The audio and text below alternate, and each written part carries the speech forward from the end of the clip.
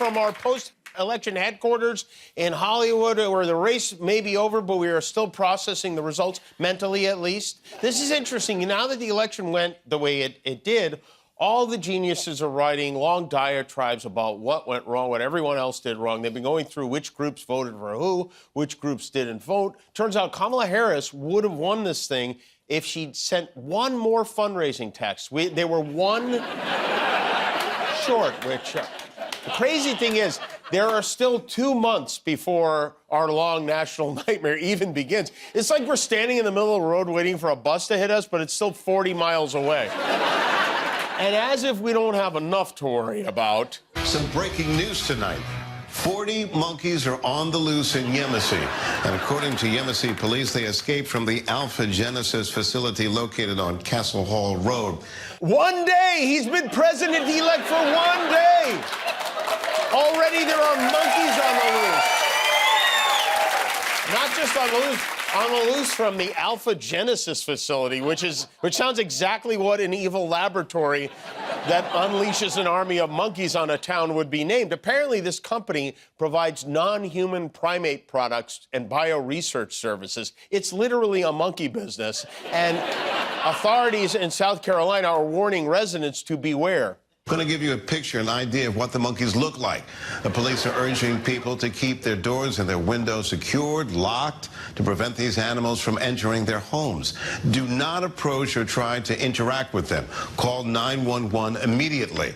Traps have been set up around the area, and the police department is currently on site using thermal imaging cameras to try and locate these animals. Well, I have to say, thank goodness for that picture. Otherwise, how would we know which rampaging monkeys are the ones they're looking for?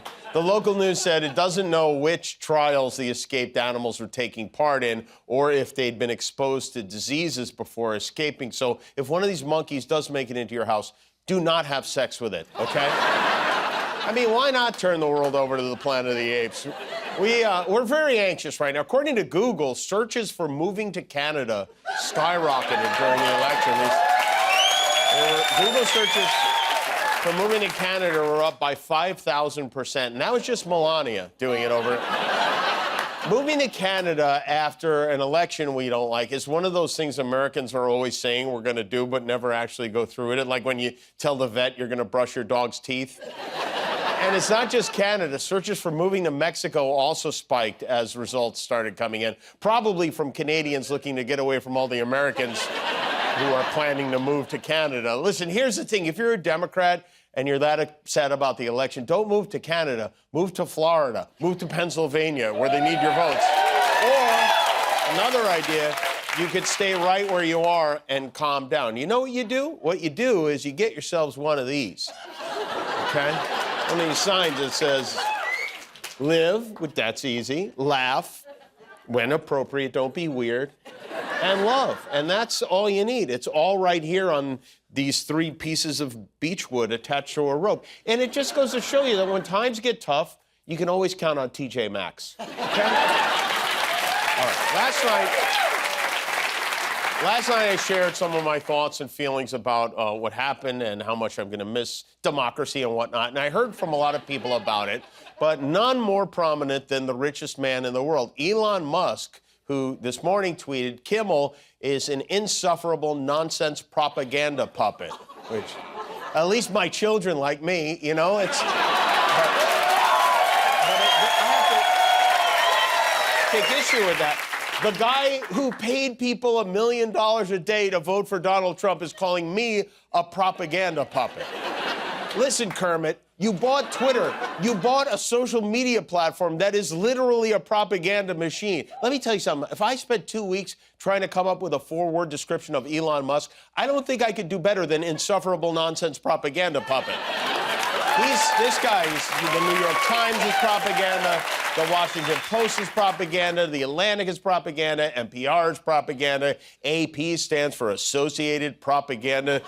Good one, Broseph. Everything is propaganda to Elon Musk. But what sucks for me is for the last 6 months, I've been working on a project, and I was hoping to announce it in January when Trump takes office. But since the cat is now out of the bag, well, here it is, my new show. Insufferable nonsense propaganda puppet! And now the surprise is ruined thanks to Elon Musk.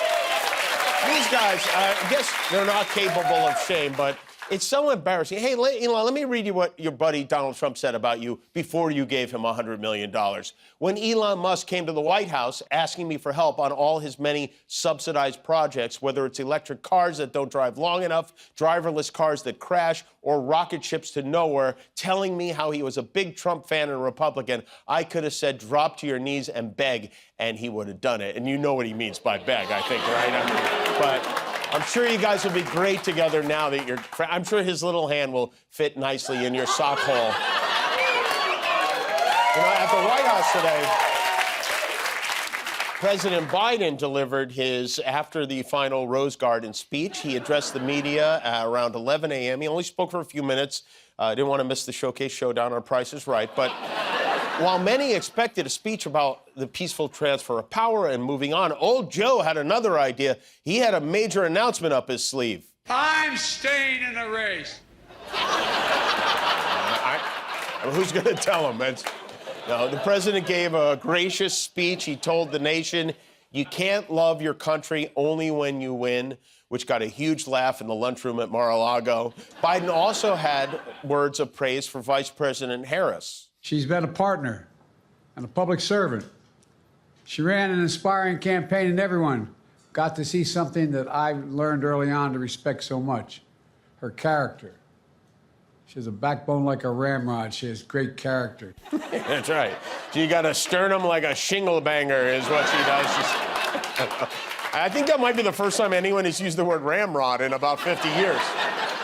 So Biden and Trump are planning to have lunch together soon. The last time Trump saw Biden, I think, was at the debate. The last time most of us saw Biden was at the debate. But, you know, Biden is in a powerful position right now. Thanks to Trump's buddies on the Supreme Court, the president has immunity from prosecution for official acts. I say take that sucker for a ride. I would confiscate Clarence Thomas's RV and go on a little POTUS immunity road trip, if you know what I mean. The other good news for Trump is Trump might not even have to pardon himself. The Department of Justice is said to be winding down the multiple criminal cases they have against him because of their longstanding policy. It says a sitting president can't be prosecuted. But don't worry, James Comer, the chairman of the House Oversight Committee, is still on the important case of Hunter Biden. You're going to pursue more charges against Hunter Biden. We're going to see what the new Trump Department of Justice wants to do.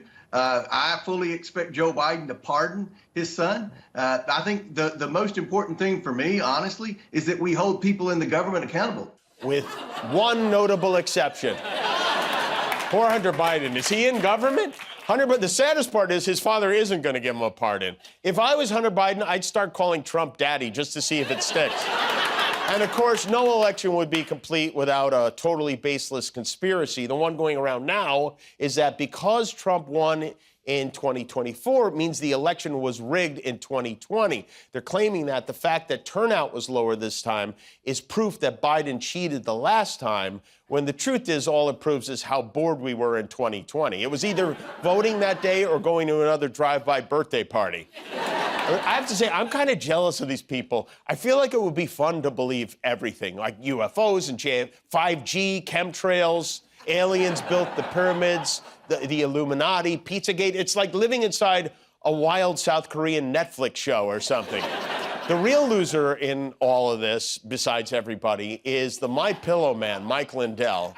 Because for years now, Mike has been railing against and spending millions of dollars fighting early voting and mail-in ballots, all of which turned out to actually help Trump this time around. So now he's in what they call a bit of a pickle. You hated early voting. We weren't crazy about it, but clearly it worked to our advantage this time, sir.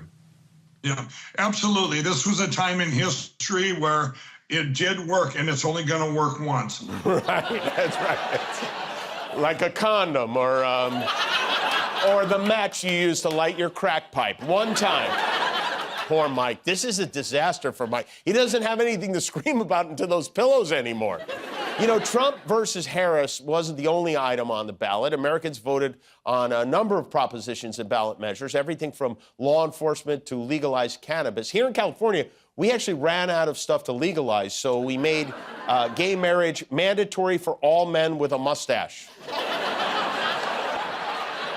Folks in Maryland, Montana, Nevada, and New York, and Colorado, too, all passed measures to protect abortion rights. Voters in Florida rejected propositions that would protect a woman's right to choose, and even rejected marijuana for recreational. I didn't realize pot was against the law, and I didn't know Florida had laws in the first place, but if you have trouble getting drugs in Florida, you need a faster ATV.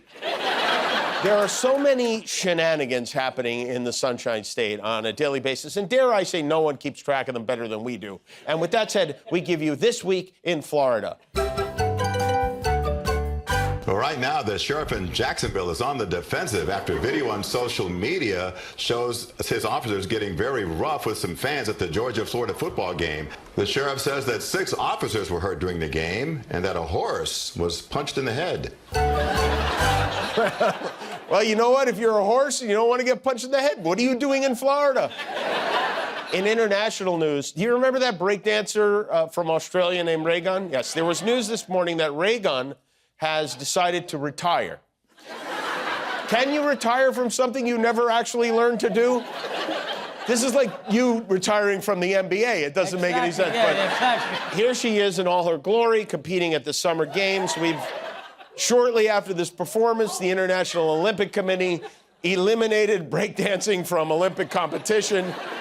A lot of people felt Raygun made a mockery of breakdancing, but I disagree. To me, she proved that anyone who sets their mind to it can become an Olympic athlete, even if they are not good at all at their sport. And the great news is she's not retiring. She's just taking a break from dancing. Raygun not retiring. Raygun's not retiring. But I think, because it's different in breaking culture. Like, I'm still going to dance. I'm still going to go to community jams. I'm still probably going to get down and dance. Yeah, she's just going to go to community jams and get down and dance. It's my plan for the next 6 months. I'm glad to hear she's staying in it. We can't lose democracy and Raygun in the same week. Now, go get her Dancing with the Stars. All right, one thing before we move on to our guests. To commemorate the end of what felt like an endless process, it is time now to bleep and blur the big TV moments of the campaign in a special election edition of Unnecessary Censorship. We just left New Hampshire. We had 14 people in this race. I the fellows one at a time. It should come as no surprise that I will not be Donald Trump this year. Give a you, brother. That's the question. You want to know something? I want to know. Okay. Yeah. These are the kind of guys you like to ass. My name's Amalia. I'm 22 years old. Well, Amalia, we are going to You knew Vice President Harris grew up in a middle-class family, picked up at that McDonald's. I have a cock, and I've had it for quite some time. Well, that's a really big. It's 10 times the size of your mouth. How are you possibly going to the whole thing? This weird obsession with sizes. I've gotten phone numbers. I've called them back. Mr. President, thank you. I couldn't get married. My dick was so large. Now think about this. Would you like for me to your daughter? We live in an era dominated by social media when all that matters is a 10-second job. But here's the thing. We like hard. Hard is good. Hard is good. Now look, I love Let's bring in CNN's Daniel Dale, our resident who will lay down some facts here, some hard. In Springfield, they're the dogs, the people that came in, they're the cats. Who's gonna tell him that the he's currently might just be one of those black